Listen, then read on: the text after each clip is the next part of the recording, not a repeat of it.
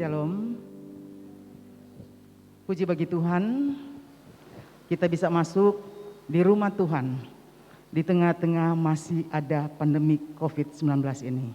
Kita percaya Tuhan Yesus memberkati di dalam persekutuan kita, baik ada di gereja maupun yang ada di rumah kita masing-masing.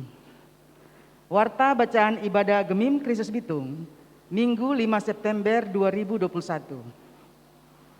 Badan Pekerja Majelis Jemaat mengucapkan selamat datang dan selamat beribadah kepada jemaat yang hadir dan yang mengikuti secara virtual. Bagi Bapak Ibu Saudara yang belum mempunyai tempat ibadah yang tetap, kami mengundang agar dapat bersama-sama beribadah di tempat ini. Tuhan Yesus memberkati persekutuan kita. Warta yang pertama.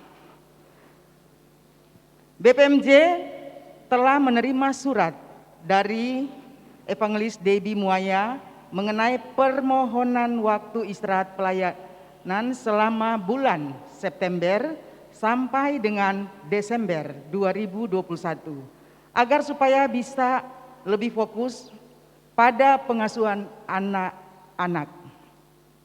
Selama dalam masa istirahat ini, Evangelis Debbie Muaya akan tetap hadir dalam ibadah-ibadah gerejawi dan akan kembali aktif melayani pada bulan Januari 2022.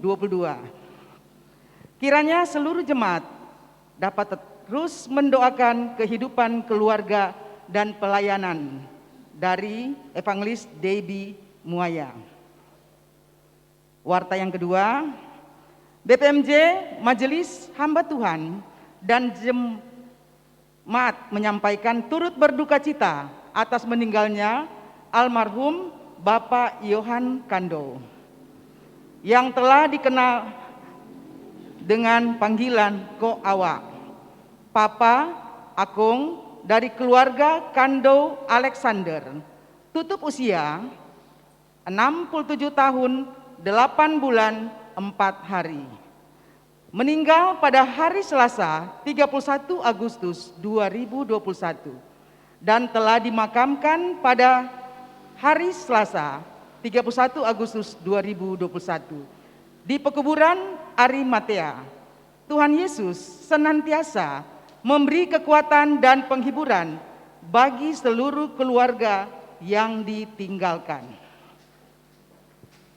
Warta yang ketiga, Majelis Hamba Tuhan dan Jemaat mengucapkan selamat kepada keluarga Silano Kumentas atas kehadiran cucu pertama putra Yeriko Immanuel Ramber, anak pertama dari keluarga Ramber Silano pada hari Kamis 2 September 2021 di Rumah Sakit Sentra Medika Minasa Utara. Tuhan Yesus memberkati. Warta yang keempat, dalam ibadah hari ini ada persembahan diakonia dan jemaat dapat memberikan dalam kotak persembahan yang diletakkan di pintu keluar setelah selesai ibadah. Warta yang kelima, bagi jemaat yang akan memberikan persembahan dapat diberikan yang pertama dengan cara mentransfer dengan nomor rekening Gemim Kristus Bitung Bank Mandiri dengan nomor yang ada.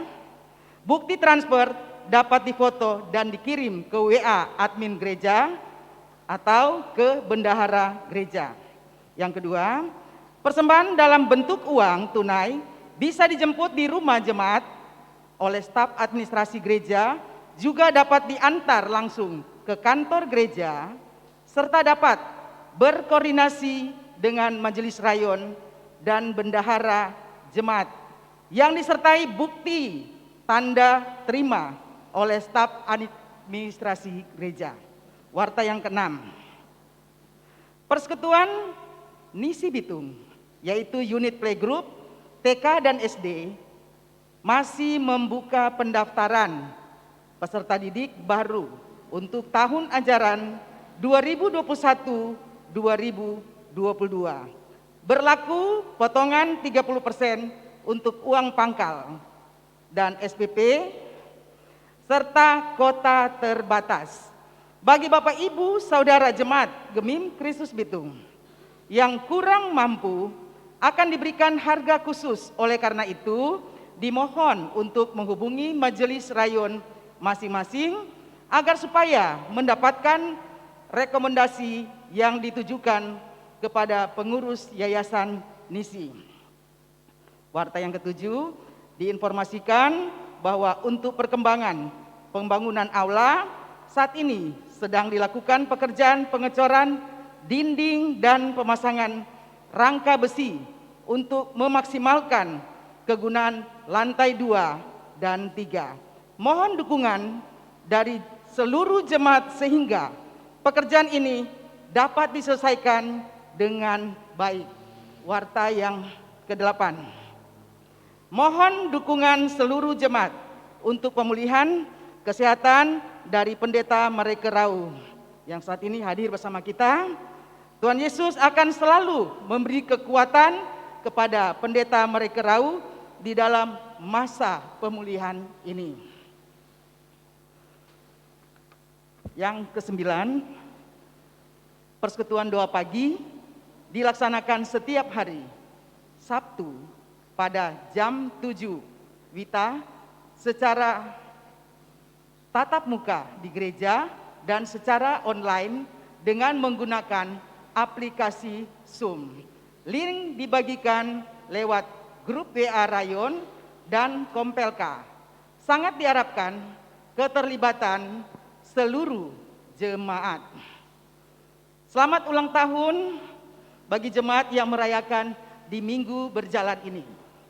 5 September 2021, Ibu Anglin Tumbelaka Gunawan. 6 September 2021, Saudara Farli Maringka. 7 September 2021, Ibu Lis Pelavu Mandiangan. Adik Alexander Benefit Umbo. 8 September 2021, Ibu Winnie Dumalang Tumeu. Saudara Karisa Liana Suseno. 9 September 2021, Saudara Andreas Timothy Patinaja. Adik Darren Kendrick Hamenda. Adik Septia Hilari Huru. 10 September 2021, Ibu Ani Kowengian Loloang. Jemaat yang diberkati Tuhan, mari kita siapkan hati kita untuk beribadah. Jemaat diundang untuk berdiri.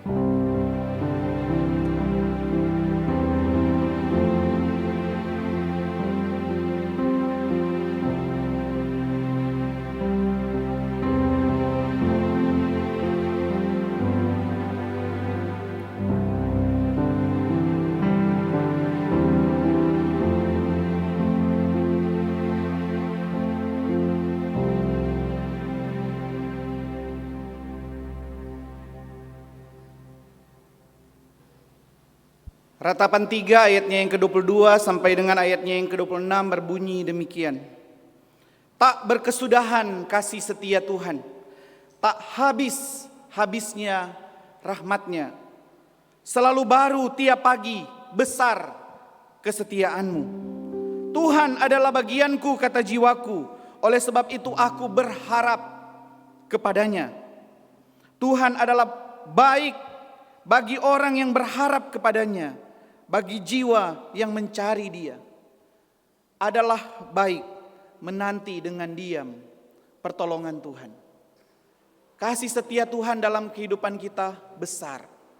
Kalau kita ada sebagaimana kita ada sekarang ini, semua karena kasih setia Tuhan. Mari dengan penuh syukur dan pengagungan kita kepada Tuhan, kita naikkan pujian. besar setiamu. KPPK 66.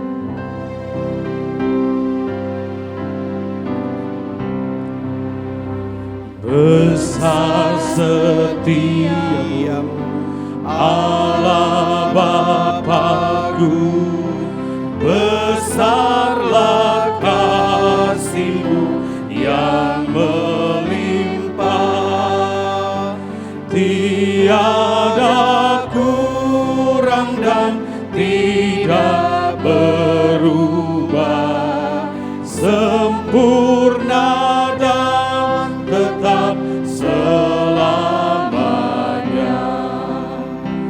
Besar setiamu, besar setiamu, tiap pagi berikan rahmat baru.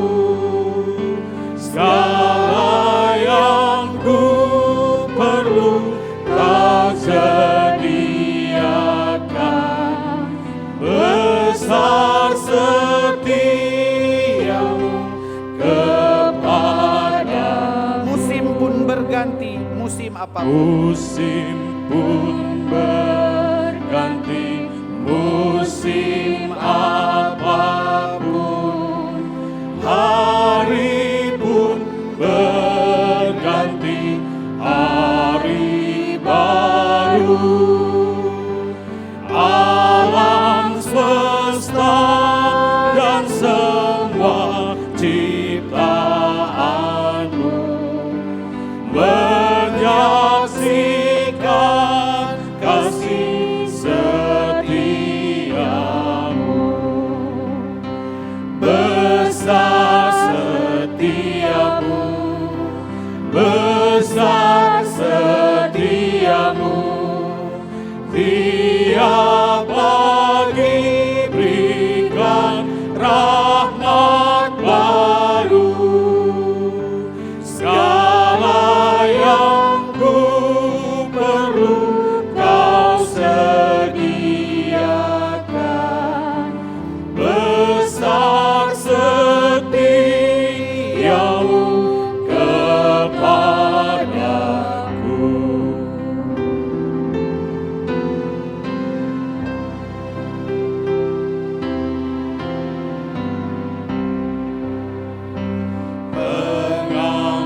Pengampunan dosa, beri damai kekal. Kau menghibur dan Kau menuntunku.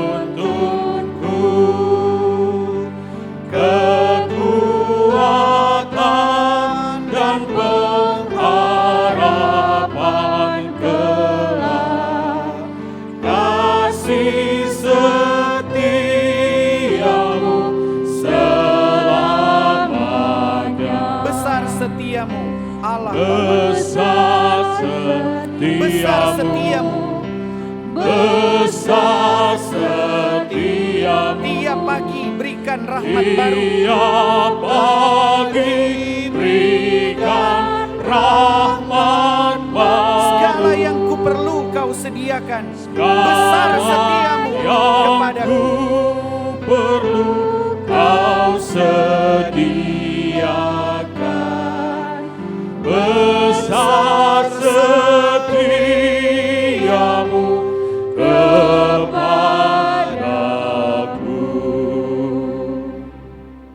Kebaktian umum Gemim Kristus Bitung Minggu 5 September 2021 ini kita mulaikan dengan suatu pengakuan bahwa pertolongan kepada kita adalah dalam nama Tuhan pencipta langit dan bumi, yang tetap setia sampai selama-lamanya dan yang tidak pernah meninggalkan perbuatan tangannya. Turunlah atas kita sekalian kasih karunia, rahmat dan damai sejahtera dari Allah Bapa dan dari Tuhan Yesus Kristus serta Allah Roh Kudus. Amin. Jemaat disilahkan duduk. Tema ibadah kita dalam minggu pagi hari ini adalah Solus Christus. Hanya Kristus saja. Bahwa keselamatan sesungguhnya hanya ada di dalam Kristus Yesus. Ini moto orang Reform Bapak Ibu. solus Christus. Kristus saja. Dan nats pembimbing saya bacakan dari Kisah Rasul 1 ayatnya yang ke-12. Kisah Rasul 4 ayatnya yang ke-12. Demikian sabda Tuhan. Dan keselamatan tidak ada di dalam siapapun juga selain di dalam Dia, di dalam Kristus. Sebab di bawah kolong langit ini tidak ada nama lain yang diberikan kepada manusia yang olehnya kita dapat diselamatkan. Mari kita menaikkan pujian, Yesus Engkau Juru Selamatku.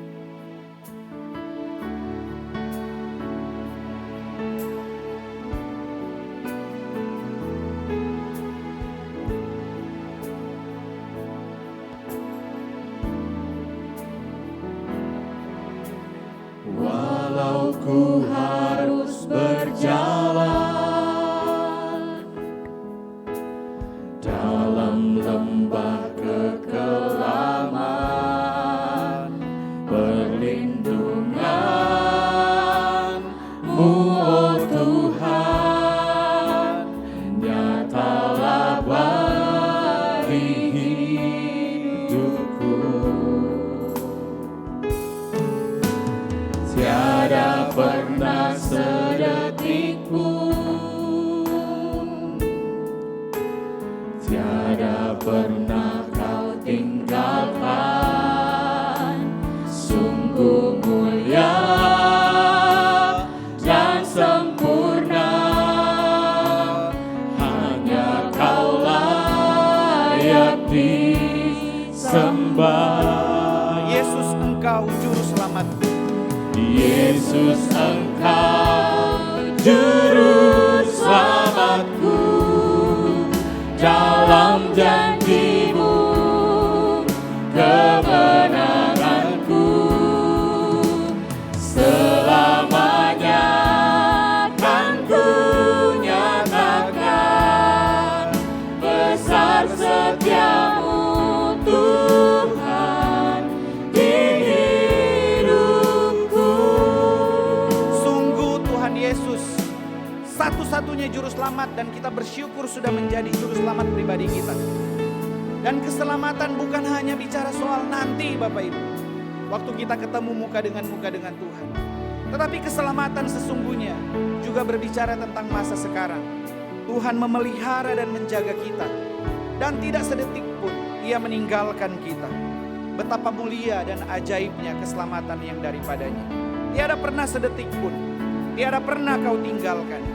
Mari kita nyanyikan pujian ini.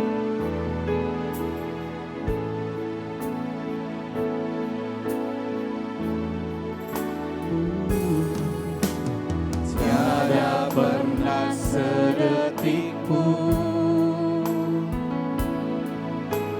tiada pernah Kau tinggalkan. Sungguh mulia dan sempurna, hanya Kau layak disembah. Yesus Engkau Juru Selamatku. Yesus Engkau Juru Selamatku, dalam janji-Mu kemenanganku. Selamanya kan ku nyatakan besar setia-Mu Tuhan di hidupku. Yesus Engkau Juru Selamatku, dalam janji-Mu kemenanganku. Yesus Engkau Juru Selamatku, dalam janji-Mu kemenanganku. Selamanya kan ku nyatakan besar setia-Mu Tuhan di hidupku. Selamanya kan ku nyatakan besar setia-Mu Tuhan. Selamanya kan ku nyatakan besar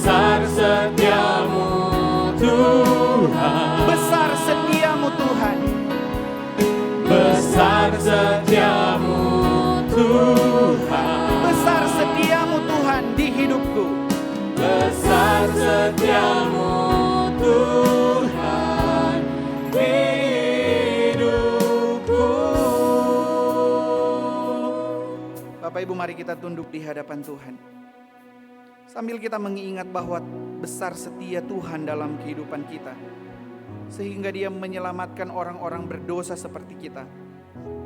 Mari kita menyelidiki hati kita. Apakah kita sungguh menuhankan Kristus saja dalam kehidupan kita?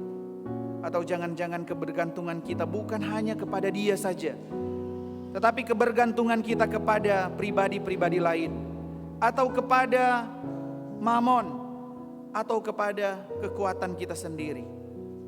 Mari kita mengevaluasi hidup kita. Jika kita mendapati diri kita melakukan hal yang tidak berkenankan Tuhan, saatnya kita mengaku dosa di hadapan Tuhan. Mari kita berdoa secara pribadi kepada Tuhan, sambil singers menaikkan satu pujian bagi Tuhan.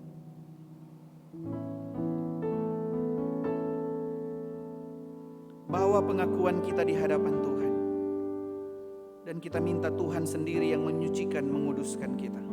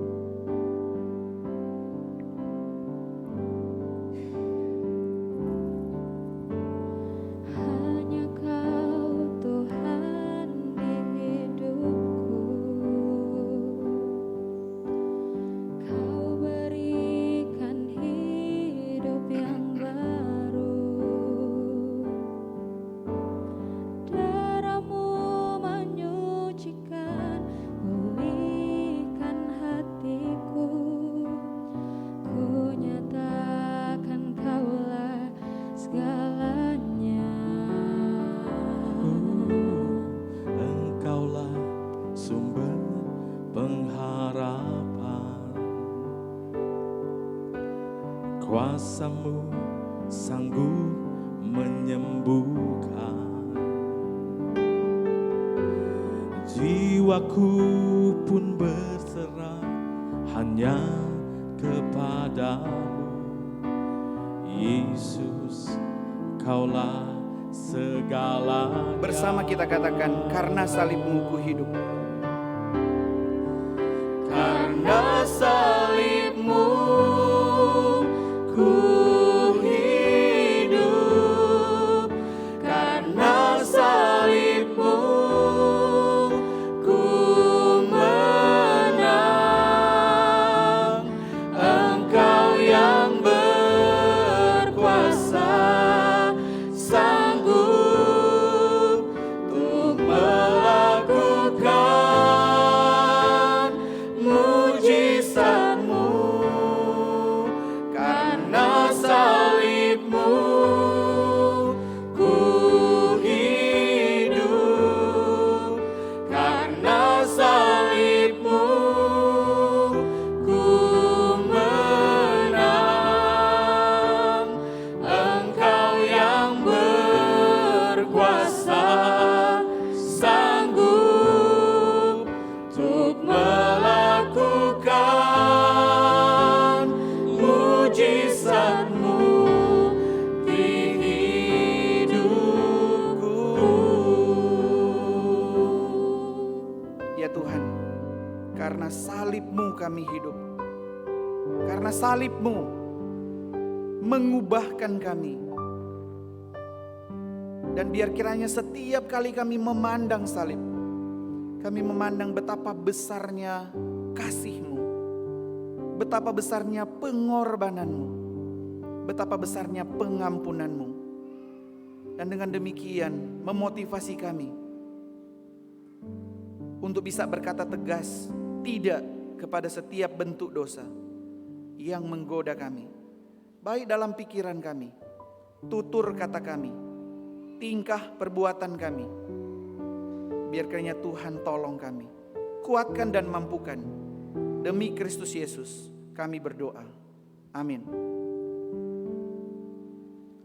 Ada kuasa di dalam darah Tuhan, dan di dalam darah Tuhan Kuasa tersebut membebaskan kita dari dosa, menyucikan kita dari segala nafsu kita, dan membuat kita semangat untuk melayani Tuhan. Pertanyaannya, maukah kita bebas dari dosa? Maukah kita bebas dari nafsu? Dan maukah kita melayani Tuhan? Dan biar kiranya oleh kuasa darah Yesus, kita boleh dimampukan menjawab ya atas 3 pertanyaan tersebut. Mari kita naikkan pujian KPPK 170. Ada kuasa dalam darahnya, dengan semangat.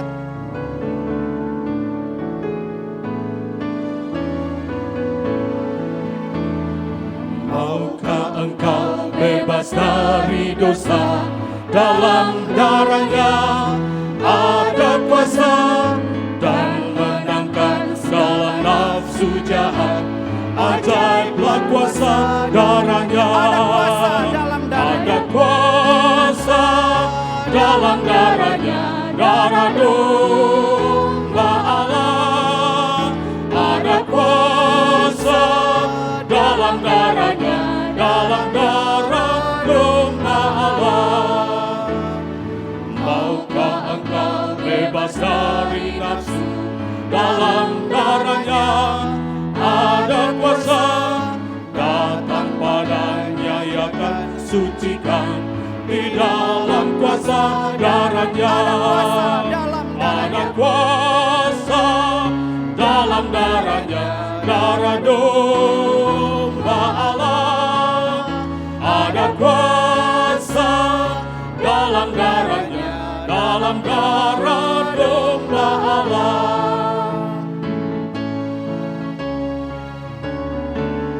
Maukah kita melayani Yesus? Dalam darahnya ada kuasa. Maukah engkau melayani Yesus? Dalam darahnya ada kuasa dan dibasuh oleh darah kudus. Di dalam kuasa darahnya ada kuasa, dalam darahnya darah domba Allah. Ada kuasa dalam darahnya, dalam darah domba Allah. Tanpa musik.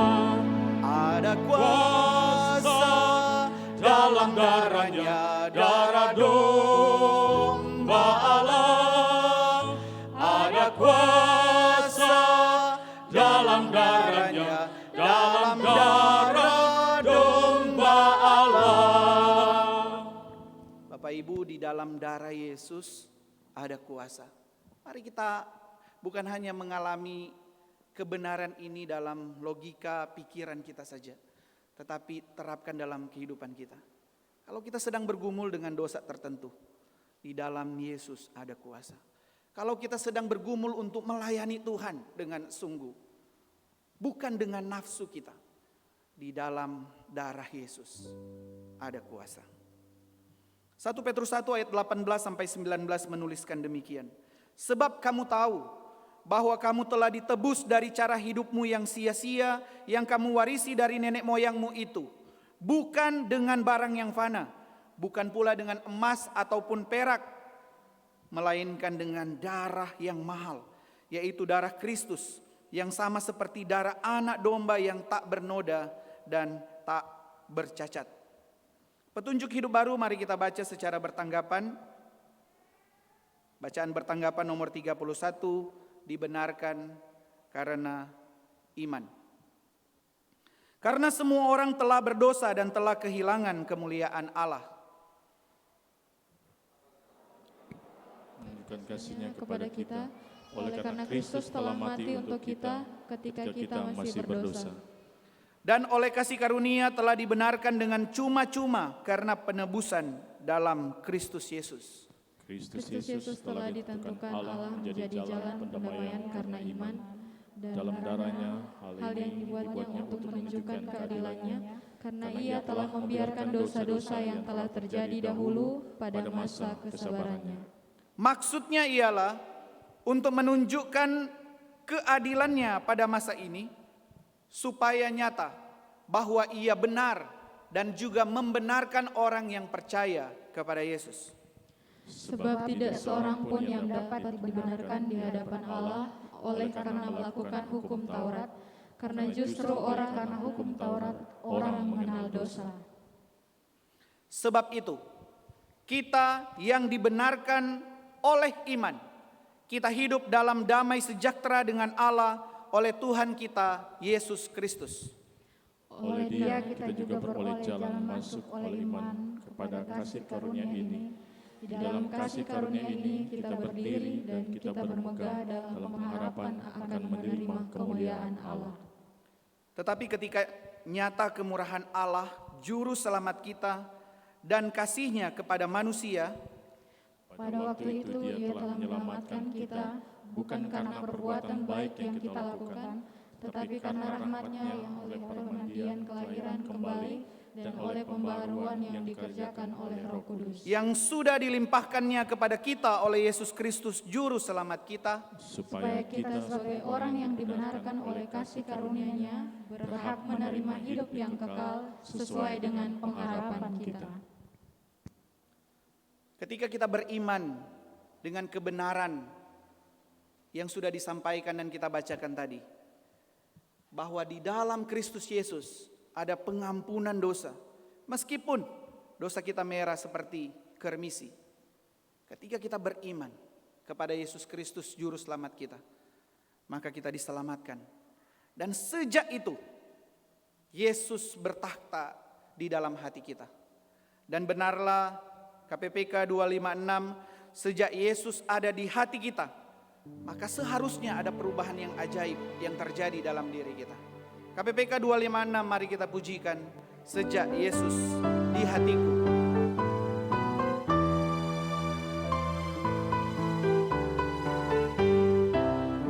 Perubahan ajaib terjadi padaku, sejak Yesus di hatiku. Jiwaku rindu pencerahan terangnya, sejak Yesus di hatiku. Sejak Yesus di hatiku, sejak Yesus di hatiku. Bagai gelora obat hatiku senanglah, sejak Yesus di hatiku. Ku takkan berjalan di tempat yang sesat, sejak Yesus di hatiku. Meski banyak dosa, namun Ya sucikan, sejak Yesus di hatiku. Sejak Yesus di hatiku, sejak Yesus di hatiku. Bagai gelora obat hatiku senanglah, sejak Yesus di hatiku. Interlude.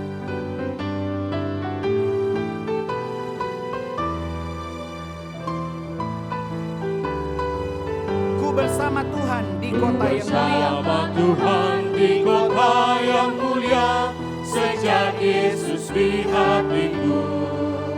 Hatiku senanglah, langkahku ringanlah, sejak Yesus di hatiku.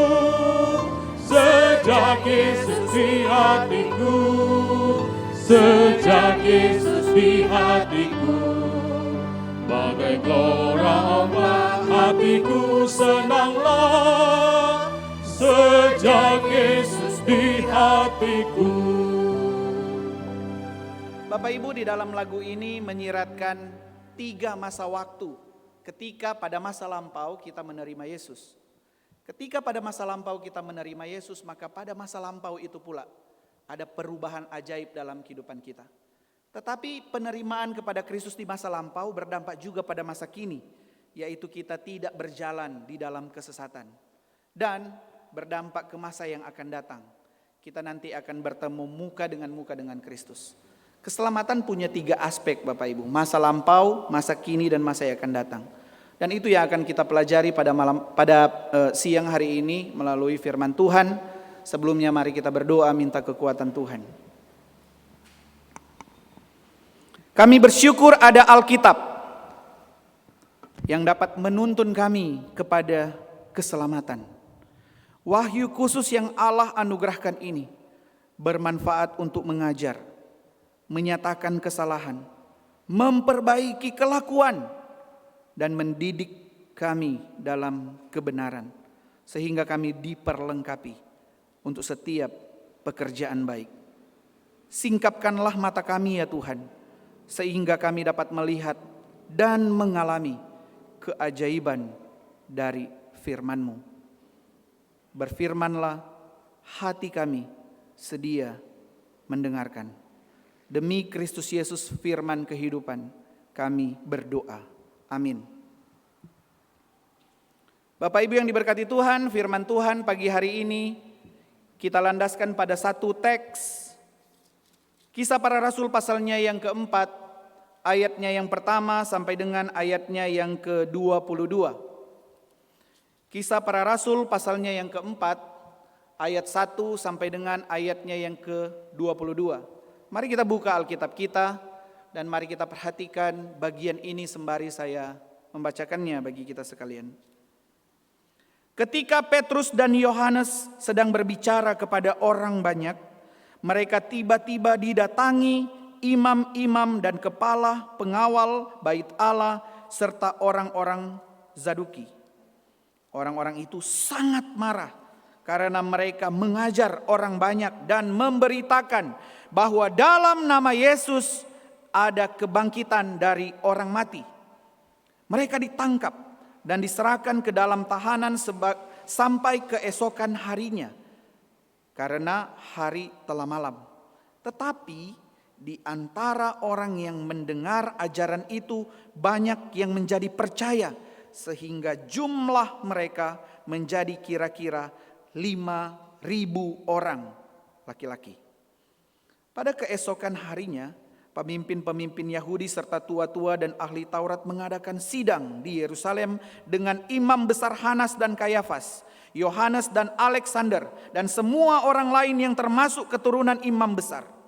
Lalu Petrus dan Yohanes dihadapkan kepada sidang itu dan mulai diperiksa dengan pertanyaan ini.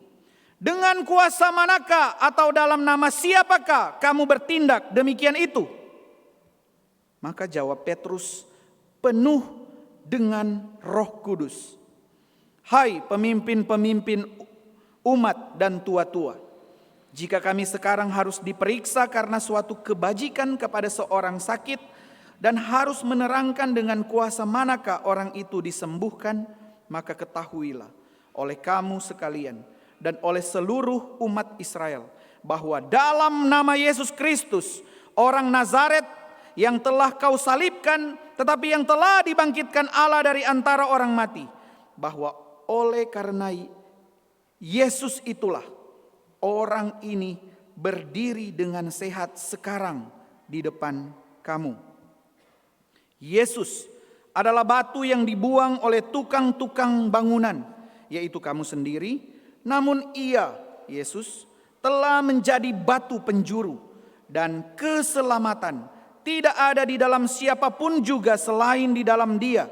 Sebab di bawah kolong langit ini tidak ada nama lain yang diberikan kepada manusia yang olehnya kita dapat diselamatkan. Ketika sidang itu melihat keberanian Petrus dan Yohanes dan mengetahui bahwa keduanya orang biasa yang tidak terpelajar, heranlah mereka, dan mereka mengenal keduanya sebagai pengikut Yesus. Tetapi karena mereka melihat orang yang disembuhkan itu berdiri di samping kedua rasul itu, mereka tidak dapat mengatakan apa-apa untuk membantahnya. Dan setelah mereka menyuruh rasul-rasul itu meninggalkan ruang sidang, berundinglah mereka dan berkata, tindakan apakah yang harus kita ambil terhadap orang-orang ini? Sebab telah nyata kepada semua penduduk Yerusalem bahwa mereka telah mengadakan suatu mujizat yang menyolok dan kita tidak dapat menyangkalnya. Tetapi supaya hal itu jangan makin luas, tersiar di antara orang banyak, baiklah kita mengancam dan melarang mereka supaya mereka jangan berbicara lagi dengan siapapun dalam nama itu. Dan setelah keduanya disuruh masuk, mereka diperintahkan supaya sama sekali jangan berbicara atau mengajar lagi dalam nama Yesus." Tetapi Petrus dan Yohanes menjawab mereka, "Silakan kamu putuskan sendiri manakah yang benar di hadapan Allah, taat kepada kamu atau taat kepada Allah. Silakan kamu putuskan sendiri manakah yang benar di hadapan Allah, taat kepada kamu atau taat kepada Allah. Sebab tidak mungkin bagi kami untuk tidak berkata-kata tentang apa yang telah kami lihat dan yang telah kami dengar." Mereka semakin keras mengancam rasul-rasul itu, tetapi akhirnya melepaskan mereka juga, sebab sidang tidak melihat jalan untuk menghukum mereka karena takut akan orang banyak yang memuliakan nama Allah berhubung dengan apa yang telah terjadi. Sebab orang yang disembuhkan oleh mujizat itu sudah lebih dari 40 tahun umurnya. Sembari tetap kita membuka Alkitab kita, mari kita tetap membuka hati kita kepada Tuhan.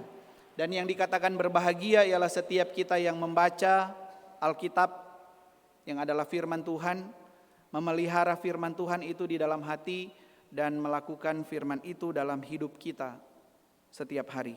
Terpujilah Kristus, firman yang hidup.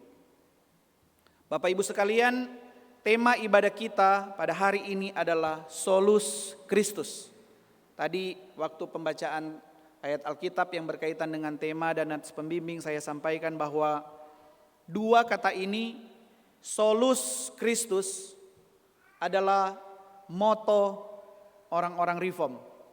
Ketika terjadi reformasi gereja pada 1517, ada 5 poin yang disampaikan. Yang pertama, sola scriptura, hanya Alkitab saja, standar kebenaran utama. Yang kedua, sola gratia, hanya anugerah saja manusia berdosa diselamatkan. Sola fide, hanya karena iman kepada Yesus Kristus saja. Kemudian solus Christus, yang keempat, hanya Yesus saja. Dan ini jadi moto remaja sebenarnya. Hanya Kristus saja. Yang keempat, yang kelima, soli deo gloria, segala kemuliaan hanya bagi Tuhan. Dan pada hari ini teks kita berbicara tentang keselamatan hanya ada di dalam Yesus saja. Tidak ada di dalam kepercayaan atau pribadi yang dipercaya oleh agama yang lain. Sekali lagi Bapak Ibu, klaim ini, pernyataan kebenaran ini adalah pernyataan yang eksklusif di dalam kekristenan.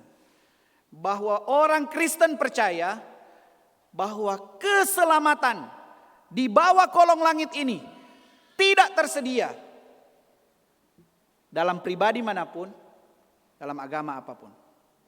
Ini klaim eksklusif iman Kristen. Dan sebenarnya Bapak Ibu, klaim yang serupa juga ada di agama-agama lain. Sebut saja 5 agama yang ada di Indonesia, bukan? Kalau 2 ya Kristen, baik Protestan maupun Katolik sama. Walaupun ada perbedaan paham sedikit.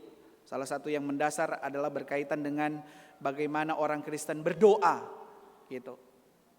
Kalau kita Protestan percaya doa langsung aja tanpa perantara kepada Yesus, langsung aja. Kemudian bagi agama yang lain, Islam punya klaim sendiri. Hindu punya klaim sendiri berkaitan dengan keselamatan. Dan Buddha juga punya klaim sendiri tentang keselamatan. Rata-rata ada perantara. Penambahan agama yang diakui Indonesia yaitu Konghucu juga punya klaim tersendiri. Kita tidak membahas klaim mereka Bapak Ibu. Sekali lagi kita pertajam tentang klaim yang kita pegang berkaitan dengan iman kita. Yaitu tidak ada keselamatan di luar Yesus. Bapak Ibu, dan ini menimbulkan beberapa fenomena belakangan ini. Fenomena pindah kepercayaan atau pindah agama sekarang ini cukup booming akhir-akhir ini. Apalagi di kalangan artis. Klaim ini ada beberapa fenomena pindah agama ini. Yang paling heboh misalnya dari Islam ke Kristen, atau sebaliknya dari Kristen ke Islam. Ini lagi banyak dan marak di YouTube. Dan rata-rata artis. Yang kemarin sempat heboh adalah Asmiranda dari Islam pindah Kristen. Kemudian Deddy Corbuzier dari Kristen pindah Islam. Begitu ada fenomena-fenomena. Dan ada orang yang mengklaim bahwa beberapa orang yang lain, saya tidak menyebut 2 orang yang pertama, beberapa orang yang lain pindah agama demi popularitas. Mari kita coba simak klaim atau pernyataan dari Ade Armando, pakar komunikasi, dosen komunikasi UI, berkaitan dengan pindah agama ataupun menjual agama lamanya demi agamanya yang sekarang yang dia pindah. Silakan.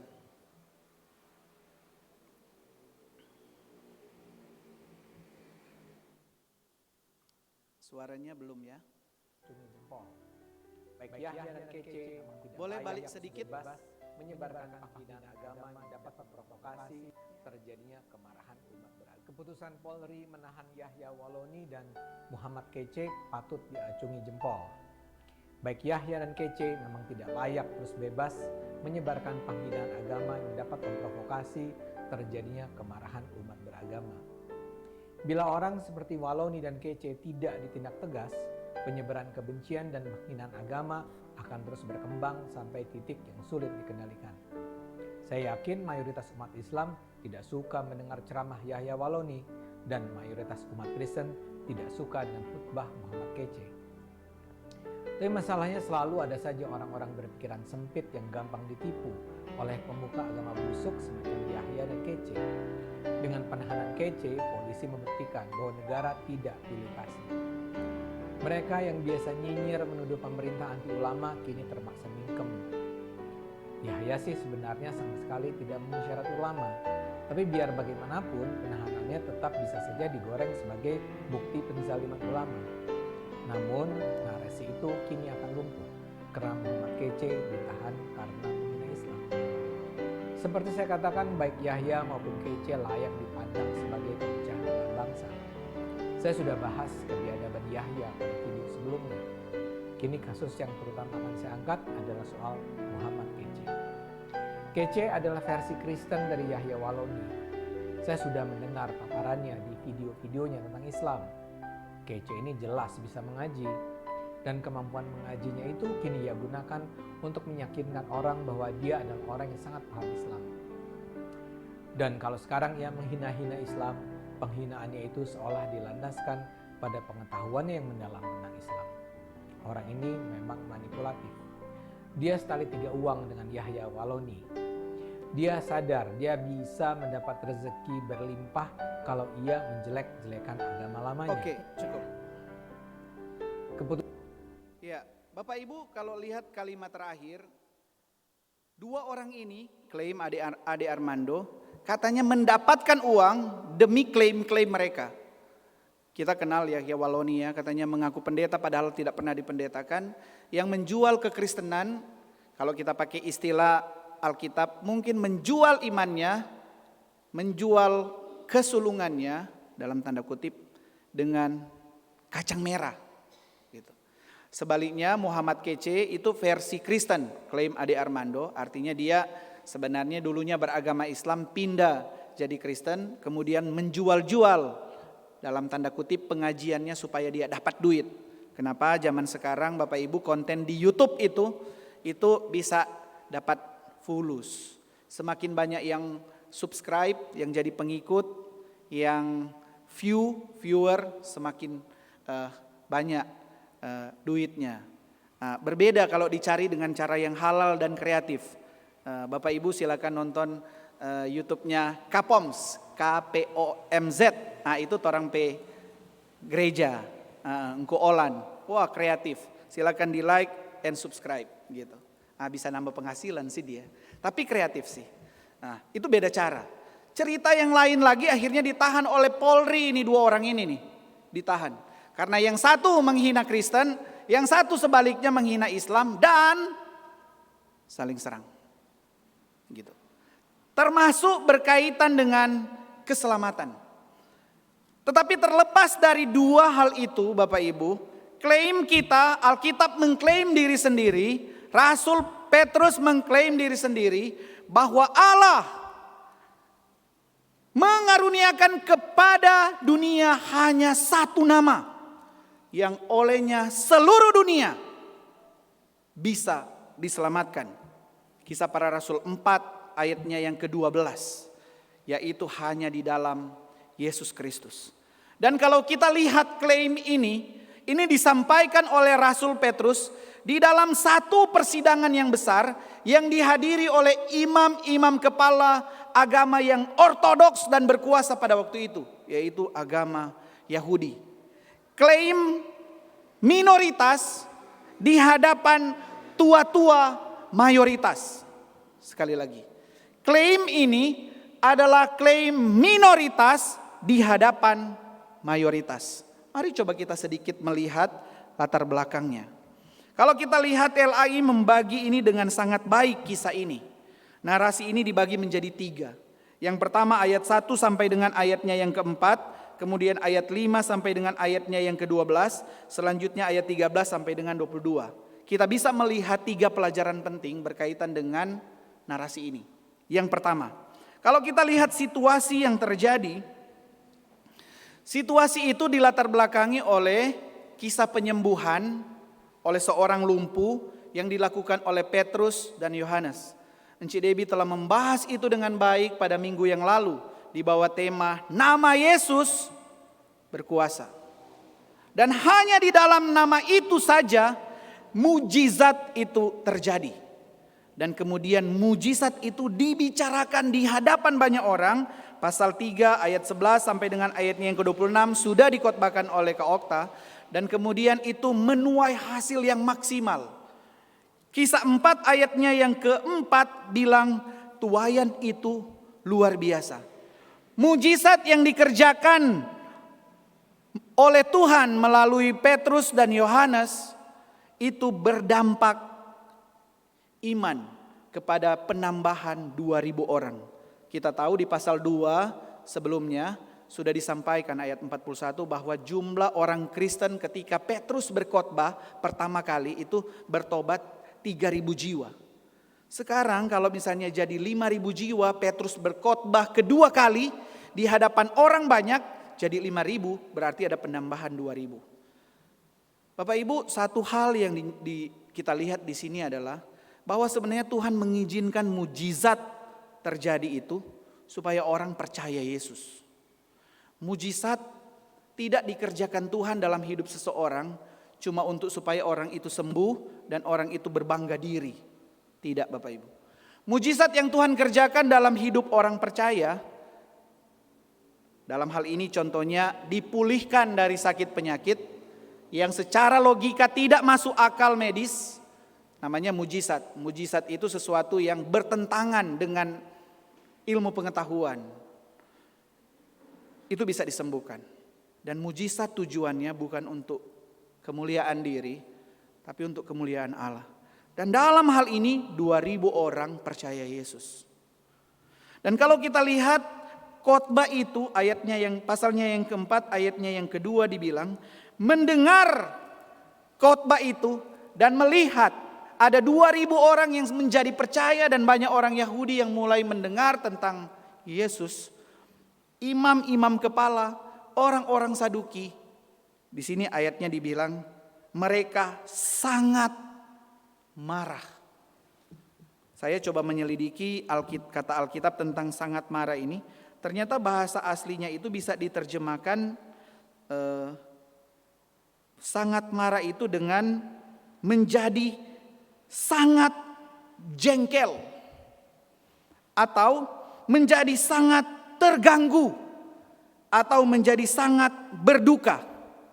Sama seperti kalau air itu air kabur, kong torang tono berapa hari, DP kabur itu mengendap ke bawah air itu. Kemudian ketika torang goyang, Jadi kabur lagi. Begitu perasaan orang Saduki dan imam-imam kepala. Mereka begitu terganggu. Mereka begitu jengkel. Mereka sangat marah. Kenapa? Karena disampaikan bahwa di dalam Yesus ada kebangkitan orang mati. Orang Yahudi tidak percaya bahwa Allah membangkitkan orang mati. Atau paling tidak, mereka percaya Allah membangkitkan orang mati, tetapi bukan pada masa sekarang.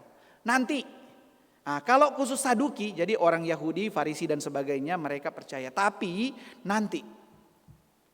Dan Petrus mengklaim, Yohanes mengklaim, mujizat di dalam Yesus dan pengajarannya mereka adalah Yesus membangkitkan orang yang mati. Menandakan bahwa sebenarnya klaim mereka Yesus itu Allah. Dan ini membuat orang begitu terganggu. Bapak Ibu, kita pelajari hari ini tentang satu hal. Bahwa tidak membungkam kebenaran yang sudah kita terima. Kemudian kalau terjadi mujizat dalam kehidupan seseorang, seharusnya Allah yang dimuliakan. Dalam bagian yang kedua, Petrus dan Yohanes kemudian diadili. Pengadilan seperti ini nggak mudah, Bapak Ibu. Gitu. Tetapi bersyukur orang yang yang Tuhan sembuhkan melalui mereka itu hadir. Sehingga di bagian yang ayatnya yang ke-5 sampai dengan ayatnya yang ke-12 menjadi momen di mana dasar dari penyembuhan itu disampaikan. Dan akhirnya Petrus dengan penuh Roh Kudus, ayatnya yang ke-8. Ketika dia penuh Roh Kudus, kemudian Petrus menyampaikan bahwa itu loh Yesus yang ngoni salibkan, yang ngoni buang. Kata buang itu di ayatnya yang ke-10 sebenarnya bisa diterjemahkan dengan yang ngoni pandang rendah atau yang ngoni injak-injak. Nama Yesus yang ngoni injak-injak itu sebenarnya nama Yesus itu yang ditinggikan Allah. Artinya kalau ngoni menginjak-injak nama itu berarti ngoni menginjak-injak Allah. Dan dengan berani Petrus mengklaim yang tadi saya sampaikan. Solus Christus. Bahwa kebenaran, keselamatan hanya ada di dalam Yesus saja. Kita bisa belajar satu hal, saudara.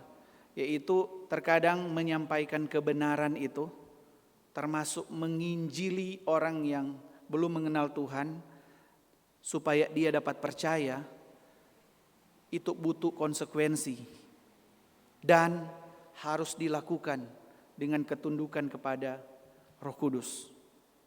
Ketika kita penuh dengan Roh Kudus, sebelum kita menyampaikan kebenaran Injil, maka kebenaran itu akan menuai hasil dengan sendirinya. Asalkan kita perlu penuh dengan Roh Kudus dan tidak takut dengan konsekuensi. Kadang menginjil atau menyampaikan kebenaran itu kita kadang membungkam diri. Kenapa? Takut ditolak, takut dianggap rendah, takut untuk kemudian relasi hancur dan tidak seperti biasa. Di sini kita melihat teladan Petrus, Bapak Ibu. Teladan Petrus menyampaikan kebenaran dengan cara yang tepat. Oleh kekuatan Roh Kudus disampaikan dengan berani. Yang ketiga, ayatnya yang ke-13 sampai dengan ayatnya yang ke-22. Kita melihat ada hasil dari persidangan. Hasil dari sidang yang digelar itu. Akhirnya hasil itu ternyata tidak dapat memberikan tuduhan bagi mereka. Akibatnya mereka, rasul-rasul itu dibebaskan dari persidangan. Tidak ada celah mereka dapat kesalahan dalam diri mereka. Tetapi menarik sekali ayatnya yang ke-17. Ayatnya yang ke-17, majelis persidangan itu yang terdiri dari imam-imam kepala, ahli-ahli Taurat dan tua-tua, dugaannya adalah kumpulan Sanhedrin, ada 70 orang. Kemudian mengatur begini nih, ayatnya yang ke-17. Kita tidak dapat menjangkal ayat 12. Ini so menyolok dan kita tidak dapat menyangkal. Maka bagaimana kalau torang, baiklah kita, ayat 17, mengancam dan melarang mereka supaya jangan berbicara lagi. Gitu. Kemudian ayatnya yang ke-21, setelah perbantahan terjadi, majelis itu juga, persidangan itu mengatakan, wah karena so ancam, dorang masih keras kepala, maka lebih keras lagi DP ancaman. Mengancam dengan lebih keras. Tetapi berkaitan dengan ancaman itu, ngoni tidak usah bilang tentang Yesus. Ngoni boleh menyebarkan, ngoni boleh memberitakan Injil dalam bahasa Arab, ngoni boleh berdakwah kalau tidak menyebut nama Yesus. Silakan, tidak masalah. Kalau nyanda, tomo begini pengoni, tidak dituliskan ancamannya. Tapi semakin keras mereka mengancam, semakin keras mereka mengancam. Perkataan Petrus dan Yohanes ini jadi pelajaran for orang. Orang bilang begini, silakan ngoni putuskan. Ngoni mana yang benar di hadapan Tuhan? Taat pangoni atau taat pa Allah? Mungkin dia bilang, kalau torang akan lebih taat pa Allah. Di situ dibilang, sebab tidak mungkin bagi kami untuk tidak berkata-kata tentang apa yang telah kami lihat atau yang telah kami dengar. Bapak Ibu, situasi serupa terjadi di Perjanjian Lama. Walaupun bukan dalam konteks persidangan.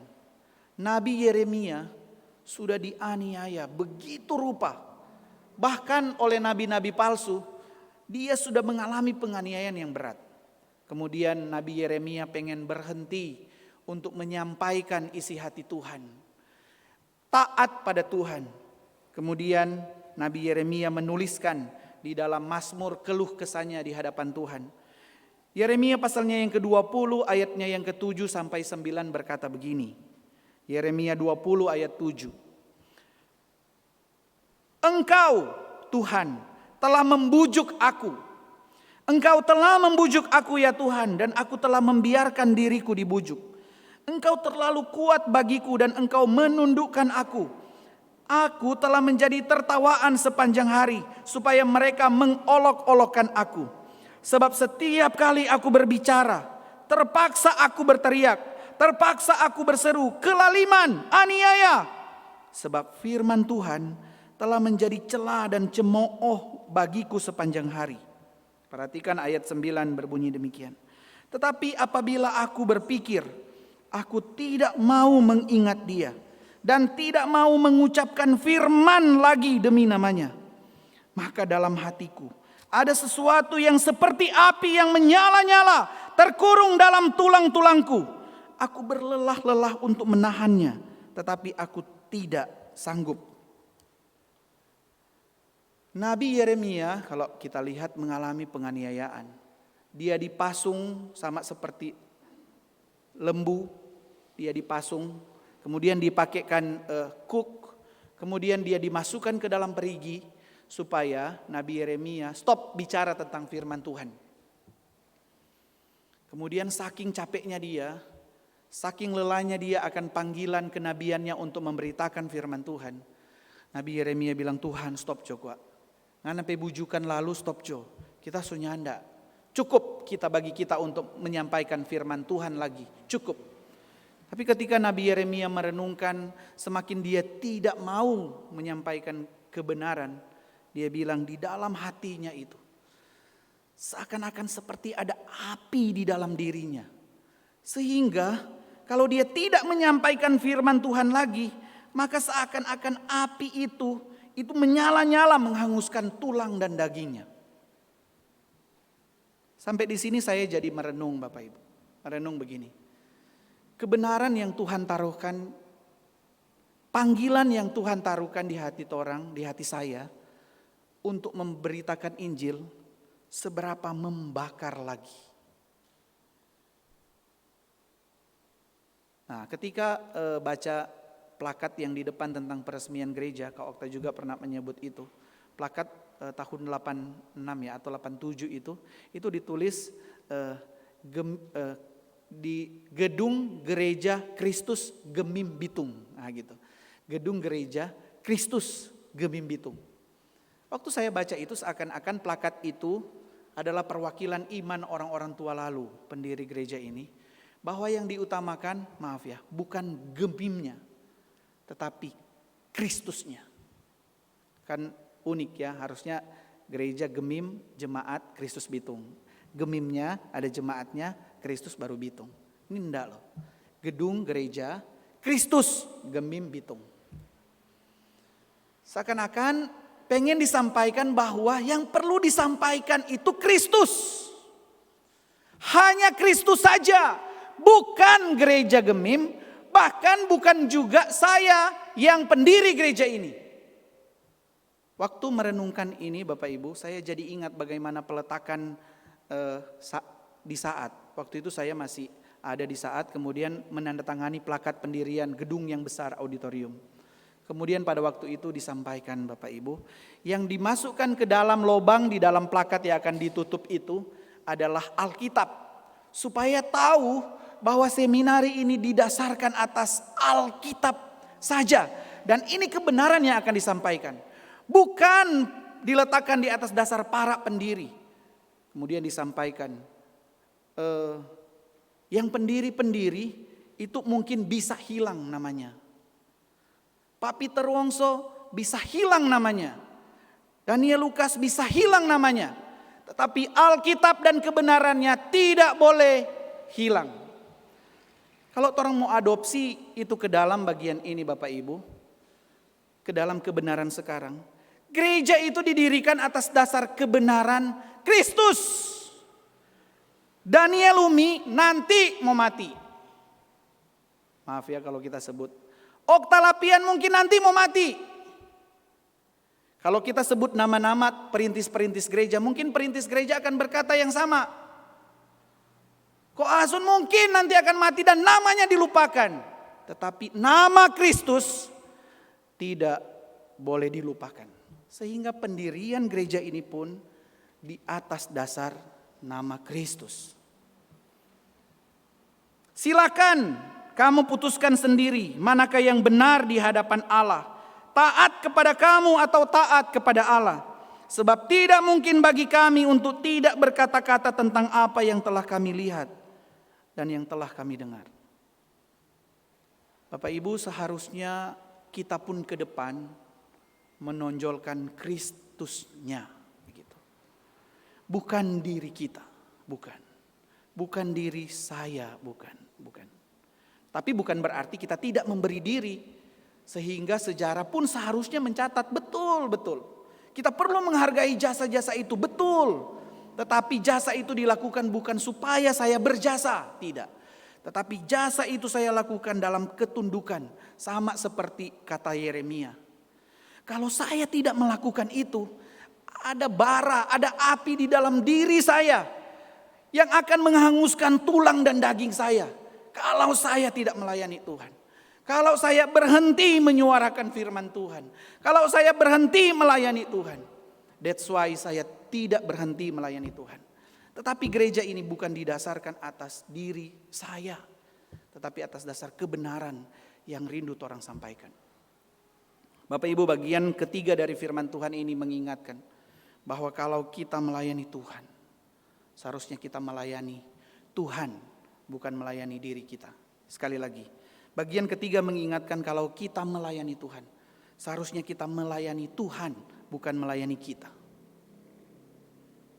Kalau kita menyimpulkan apa yang kita dapat pelajari hari ini adalah harusnya mujizat Tuhan, berkat-berkat yang Tuhan berikan yang kita alami seharusnya membuat orang banyak memuliakan Tuhan dan orang banyak percaya kepada Dia.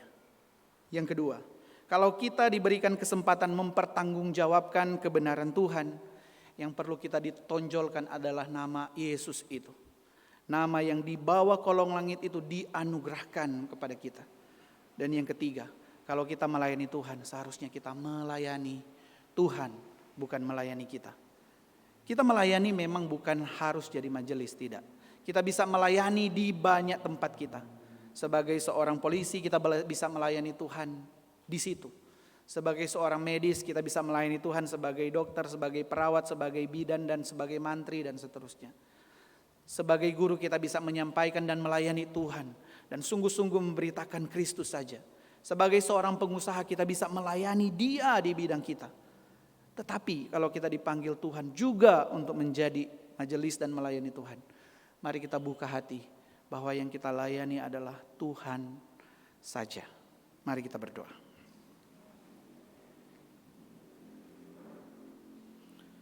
Sesungguhnya keselamatan di dalam Yesus adalah klaim mutlak kebenaran firman Tuhan. Dan keselamatan di dalam Yesus itu mengandung makna masa lalu, masa lampau, masa sekarang dan masa yang akan datang. Masa lalu kami bersuka cita dan terjadi perubahan hidup ketika kami percaya kepada Yesus Kristus sebagai Tuhan dan Juru Selamat. Masa sekarang ketika kami diberikan kekuatan oleh Tuhan untuk melayani dan mempertanggungjawabkan keselamatan kami, bahwa kami seharusnya mempertanggungjawabkan nama Yesus yang menyelamatkan itu dan menyampaikan kebenaran dengan mutlak dan melayani Tuhan. Dan masa yang akan datang keselamatan itu mengandung unsur kami akan ketemu muka dengan muka dengan Tuhan di sorga nanti. Biar kiranya kami tetap terus mengalami keselamatan yang daripada-Mu saja ya Tuhan. Tolong kami, kuatkan kami yang lemah ini. Secara khusus kami berdoa bagi seluruh Jemaat Gemim Kristus Bitung. Melalui firman Tuhan ini, biar kiranya mengingatkan kami bahwa status kami, Jemaat Kristus Bitung, adalah sungguh-sungguh menjadi jemaat Yesus Kristus dari Nazaret. Dan kami seharusnya bersyukur untuk anugerah keselamatan yang pasti di dalam Yesus. Dan biarkannya Tuhan kuatkan kami. Dan mengingatkan kami untuk tetap terus giat dan semangat memberitakan nama Kristus di tengah-tengah seluruh pekerjaan kami. Dan ini juga mengingatkan kami para pelayan Tuhan yang ada sekarang, pengurus, aktivis, majelis ataupun hamba Tuhan. Kami diingatkan untuk sungguh-sungguh melayani Tuhan, bukan melayani diri kami sendiri. Kami berdoa biarkannya Tuhan tolong. Kami mengingat pada beberapa waktu yang akan datang nanti kami juga akan mengadakan pemilihan pelayan khusus. Biarkannya Tuhan sendiri yang boleh menolong. Kami setiap jemaat mempersiapkan diri untuk sungguh-sungguh menjadi pelayan Kristus. Memberitakan Kristus saja dan demi kemuliaan Kristus saja. Kiranya Engkau menolong dan menguatkan kami lemah dan berdosa ini. Demi Kristus Yesus Tuhan dan Juru Selamat kami berdoa. Amin. Mari kita bangkit berdiri Bapak Ibu. Bersama dengan semua orang percaya dari segala abad dan tempat, mari kita mengikrarkan iman percaya kita menurut pengakuan iman rasuli. Bersama-sama kita katakan, Aku percaya kepada Allah, Bapa yang Maha Kuasa, Khalik langit dan bumi, dan kepada Yesus Kristus, Anaknya yang tunggal Tuhan kita, yang dikandung dari Roh Kudus, lahir dari anak darah Maria, yang menderita sengsara di bawah pemerintahan Pontius Pilatus, disalibkan, mati dan dikuburkan, turun ke dalam kerajaan maut. Pada hari yang ketiga, bangkit pula dari antara orang mati, naik ke sorga, duduk di sebelah kanan Allah, Bapa yang Maha Kuasa. Dan dari sana Ia akan datang untuk menghakimi orang yang hidup dan yang mati. Aku percaya kepada Roh Kudus, gereja yang kudus dan am, persekutuan orang kudus, pengampunan dosa, kebangkitan tubuh dan hidup yang kekal. Amin. Silakan duduk. Bapak Ibu, lupa bilang tadi, kenapa kita tidak menyelenggarakan kebaktian Zoom? Karena secara langsung live streaming, karena ada beberapa hal yang mungkin sensitif berbau sara, sehingga kita tidak melaksanakan hari ini khotbah yang live streaming atau ibadah yang live streaming. Tetapi nanti untuk keperluan ibadah kita akan berusaha mengedit videonya termasuk khotbahnya dan kita taruh di YouTube. Jadi bagi Bapak Ibu yang akan menyampaikan kepada sesama jemaat, mungkin menyampaikan bahwa hari ini tidak dilaksanakan Zoom karena khotbah pada saat ini dalam situasi yang mungkin bisa berkaitan dengan suku, agama, ras, antar golongan. Sebenarnya khotbah apologetika juga begini memang sebenarnya tidak direkam sih. Akhirnya Tuhan menolong kita untuk tetap terus bertumbuh, di dalam kebenaran kepada Kristus. Mari kita mempersiapkan persembahan kita, dan persembahan hari ini nanti sebentar ada juga di belakang.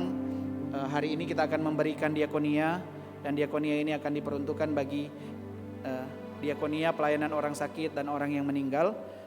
Sebentar ketika Bapak Ibu keluar, mari siapkan juga persembahan diakonia yang bisa kita berikan secara sukarela. Dan persembahan kali ini akan dijalankan sambil kita menaikkan pujian Ku Bersyukur Ia Tebusku, KPPK 49.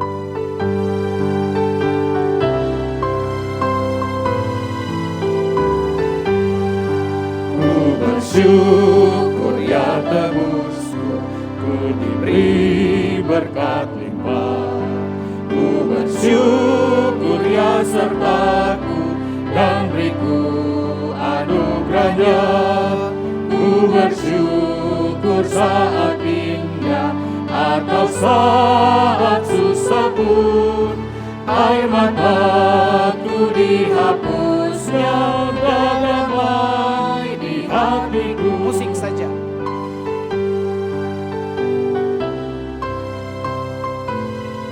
Bait 2 yang pria saja. Syukur ya dengarku, meskipun tak terkabul. Waktu badai menerpaku, anugerahnya melimpah.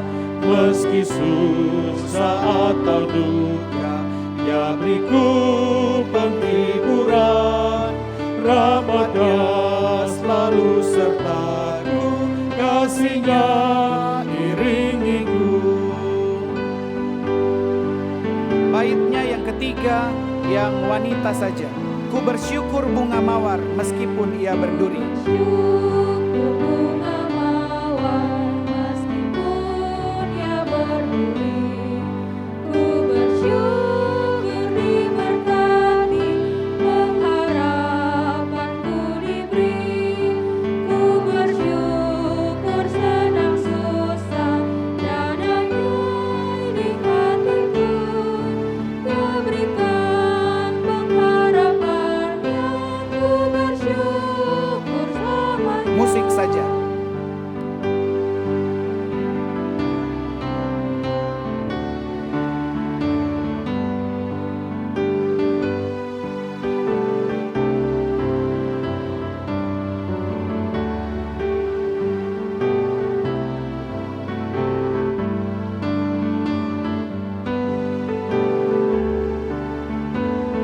Bersama kita naikkan pujian baitnya yang pertama, Ku bersyukur Ia tebusku.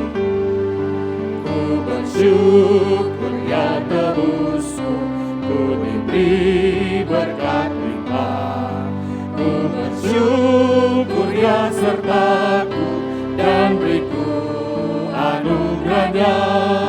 Ku bersyukur saat indah atau saat susah pun, air mataku dihapusnya dan damai di hatiku. Bait 3, Ku bersyukur bunga mawar.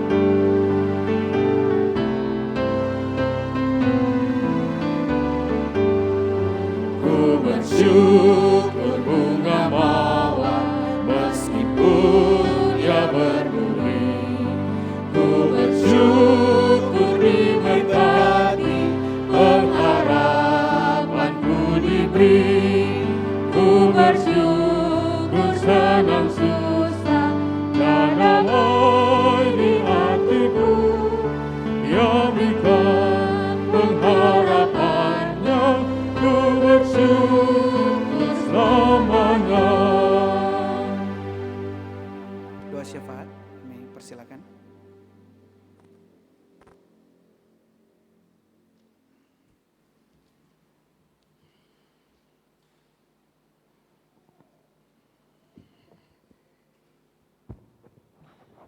Jemaat sekalian, mari kita sama-sama berdoa.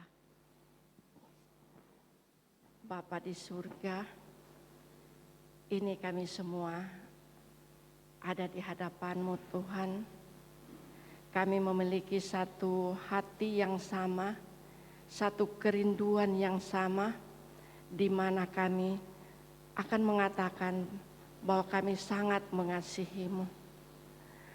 Di pagi hari ini, dengan kerinduan yang sama, kami mau Tuhan memuji Engkau lewat puji-pujian, dan kami mau menyembah Engkau. Karena kami tahu Engkau adalah Allah kami yang patut disembah.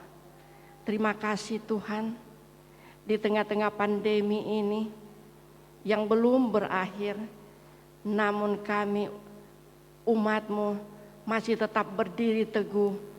Itu pun kami sadari bahwa semua itu kami rasakan semuanya berasal daripada-Mu, karena Engkau tetap memelihara kami sampai hari ini. Terima kasih Tuhan, pada pagi hari ini kami boleh mendengarkan kebenaran firman Tuhan, firman yang sungguh luar biasa. Biar Tuhan Engkau membuka hati pikiran kami semua, untuk kami lebih paham dan lebih mengerti. Dan pakai kami Tuhan, setelah kami mendengarkan kebenaran ini, berikan kami semangat baru untuk melayani Engkau. Dan pakai mulut kami dimanapun kami berada, kami selalu menceritakan tentang Tuhan Yesus yang sudah mati dan bangkit bagi kami. Amin. Terima kasih Tuhan, Engkau memberkati hamba-Mu yang sudah Engkau utus pada siang hari ini untuk membawakan kebenaran firman bagi kami. Evangelis Daniel, Tuhan Engkau sehatkan dia, Engkau memberkati pelayanannya Tuhan, sehingga di mana dia berada, nama Tuhan diagung dan dipermuliakan, dan banyak orang menjadi bertobat karena pemberitaannya. Engkau memberkati keluarganya Tuhan, yang saat ini tidak bersama dengan dia dan sekarang berada di kampung mereka. Tuhan juga Engkau menolong mereka, Engkau memberkati. Bapa di surga, biar kiranya Tuhan pada pagi hari ini kami juga teringat untuk rekan-rekan kami, Ibu Poni Lengkong dan Ibu Noli Kilapong yang saat ini sedang di rumah sakit Sentra Medika. Tuhan Engkau menolong mereka, memberkati juga Ibu Nelse Tumurang. Tuhan Engkau tahu kerinduan mereka untuk datang beribadah, tetapi dengan kelemahan tubuh yang ada, biar Tuhan Engkau memberkati mereka. Begitu banyak juga ya Tuhan rekan-rekan kami, jemaat kami yang sakit, yang ada di warta yang sudah tertulis. Biarlah ya Tuhan, hari ini kami tidak dapatkan sebutkan nama mereka satu persatu, tetapi Engkau tahu dengan pergumulan mereka. Engkau berkati mereka, kuatkan iman percaya mereka, bangkitkan mereka semangat. Walaupun mereka sakit, pakai mulut mereka untuk memuliakan Tuhan, pakai mulut mereka untuk memberitakan kebenaran firman Tuhan. Terima kasih Bapa di surga. Kami juga mau berdoa untuk pemerintahan kami, kiranya Tuhan terus menolong, memberikan mereka kuat, semangat, dan berhikmat serta bijaksana, sehingga mereka boleh melakukan tugas kenegaraan mereka dengan baik dan dengan rasa takut akan Tuhan. Kami juga mau berdoa untuk panitia pemilihan Pelsus periode pelayanan tahun 2022 dan 2024 pada bulan depan, bulan Oktober. Tuhan kiranya Engkau memberkati setiap jemaat yang dipilih untuk menjadi calon daripada Pelsus. Biarlah Tuhan Engkau mempersiapkan mereka sehingga mereka mau memberi diri di dalam pelayanan ini. Terima kasih Bapa di surga. Hamba juga mau berdoa untuk hamba-hamba Tuhan yang melayani, bahkan majelis yang melayani di sisa 4 bulan ini. Tuhan tetap menolong, memberikan kuat, memberikan sehat, dan memberikan semangat terus untuk melayani Tuhan. Bapa di surga, saat ini kami telah memberikan persembahan. Biarlah ya Tuhan, persembahan yang terkumpul ini, biar Engkau memberkati dan persembahan ini dipergunakan untuk pekerjaan-Mu di muka bumi ini. Terpujilah Engkau Tuhan, berkati semua kami jemaat, Mungkin mereka yang datang dengan pergumulan masing-masing mereka, dengan pergumulan pelayanan, dengan pergumulan rumah tangga, dengan pergumulan bisnis mereka. Tuhan, Engkau tahu setiap apa yang mereka katakan kepadamu. Biarlah Tuhan Engkau mengasihani mereka, Engkau memberkati mereka. Bukakan tingkap-tingkap langit dari surga untuk mencurahkan berkat bagi mereka, berkat kesehatan, berkat pemulihan, dan juga berkat-berkat yang mereka butuhkan. Terima kasih Bapa di surga, ini doa kami. Dalam nama Tuhan Yesus Kristus kami berdoa dan kami mengucap syukur kepadamu. Amin. Amin. Bapak Ibu, di akhir dari ibadah kita, mari kita bangkit berdiri. Mari dengan penuh pengagungan hati kita mengembalikan segala kemuliaan, hormat, syukur kepada Tuhan Allah Tritunggal yang menolong, menghibur kita dalam ibadah ini. Kita kidungkan doksologi, bagi Dia segala kemuliaan sampai selama-lamanya.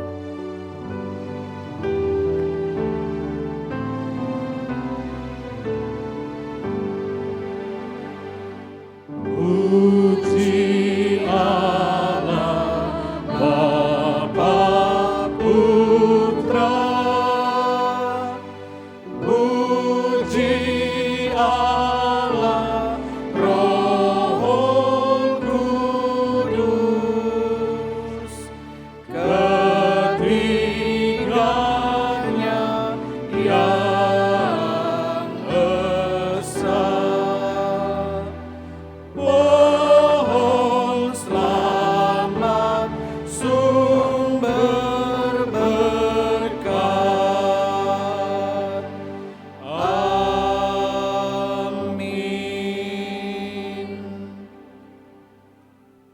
Jemaat sekalian, pulanglah dengan damai dan sejahtera.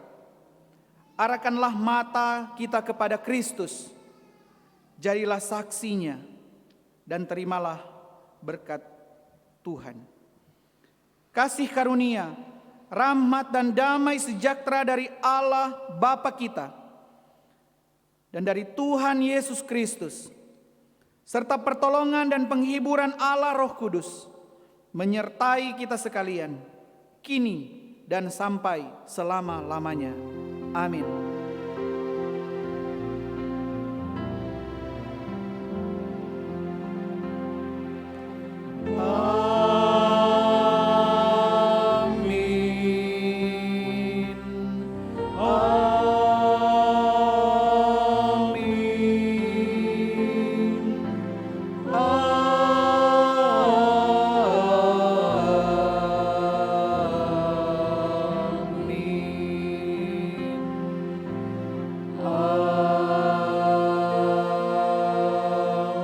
Amin. Silakan duduk, waktu teduh ibadah selesai.